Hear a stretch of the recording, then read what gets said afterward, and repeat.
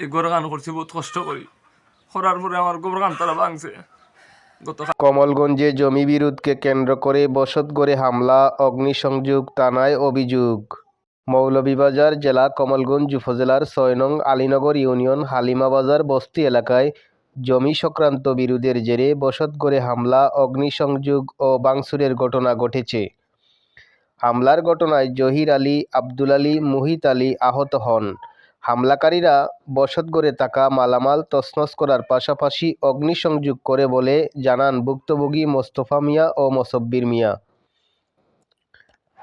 ঘটনাস্থলে দেখা যায় বসতঘরের একাধিক দেয়াল হ্যামার ও খন্তি দিয়ে ভেঙে ফেলা হয়েছে। ২ জানুয়ারি শুক্রবার সকাল ৮ ঘটিকায় প্রতিপক্ষের আমজাদ মিয়া গং পরিকল্পিতভাবে দেশীয় অস্ত্রসহ হামলা চালালে ৩ জন জখমী আহত হন।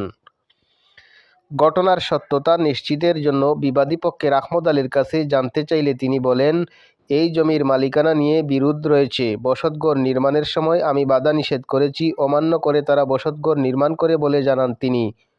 আমরা ৩টা বাইরে মারছে তারা।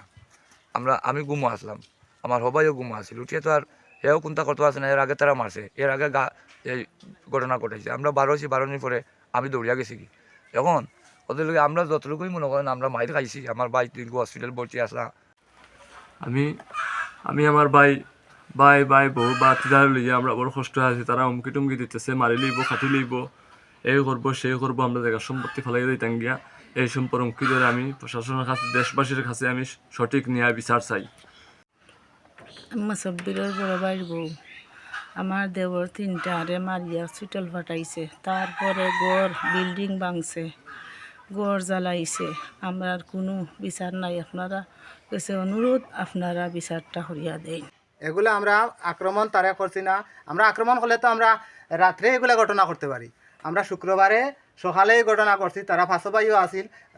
আর কেউ আগ্রহীছে নাই যে জহির একটা বড় আছে, ইয়া আমার শাশির ধরিলা তুলা দিয়ে আসার মারি দিচ্ছে। তখন আমার ভাই একটা গোল্লা মারছে। এই স্থাপনা ভাঙছে যে, এটা আপনারা কি তা জড়িত আছেন? স্থাপনা যে ঘরটা ভাঙা হয়েছে, এগর ভাঙছি, আমি নিজেই ভাঙছি।